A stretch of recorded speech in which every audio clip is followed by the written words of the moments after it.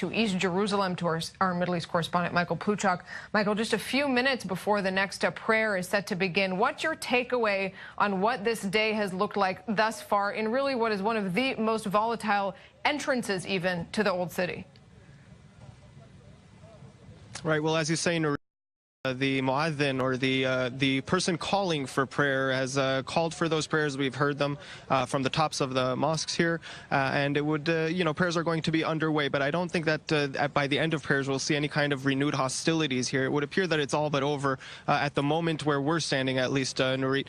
A couple of thoughts as this day is coming to a close. I've noticed a vast difference when I'm speaking to Western spectators, if you will, if we can categorize it that broadly. But if you will, when you're speaking to Americans, for example, there's a lot of talk about the details, or the lack thereof, really, of details with Trump's announcement. Where exactly will sovereignty begin and end as far as Israel's capital? What will happen to the issuing of passports? All these details that we have received very little information about, if at all, were at the top of the agenda. Whereas when you speak to the locals here, where I'm standing right now, none of that seems to matter much. Just the mere acknowledgement of Jerusalem as Israel's capital was what was infuriating people here. They were less so disturbed with the intricacies of where and, how Israel's sovereignty will be played out, if indeed it will. So that was an interesting difference I noted here, Nurit. Another thing to notice is that I've been witnessing a steady de-escalation, if you will, in recent years in the ability to bring protesters, Palestinian protesters,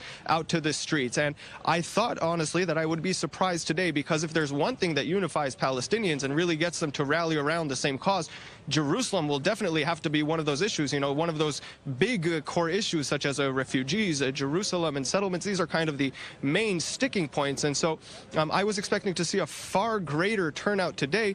And I must say, Nurit, that while some clashes were noted where I'm standing in East Jerusalem, all in all, the protest was kept quite contained, and violence was minimal, really, when you compare it to other days of rage that have happened in the past, and even when you compare it to the previous rioting that was here in Jerusalem just in July. Michael, briefly, you mentioned the Palestinian street versus the leadership. Certainly that's an important indication to understand where the protests are coming from today and in the coming weeks. Would you say that the Palestinian leadership is weakened by this whole situation, namely by the decision from Trump?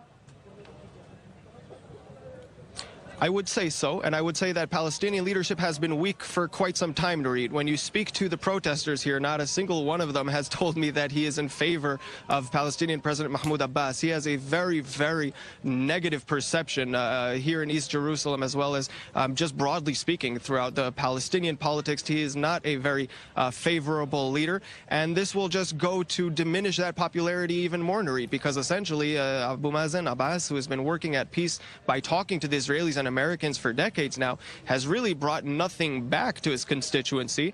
And with Trump's announcement, this just goes to prove what his opponents have been saying, which is that these talks are essentially futile. All right, our Michael Pluchak in East Jerusalem. An important point that the U.S. administration is trying to convey a lot of nuance in this announcement, but that nuance is falling on deaf ears right here.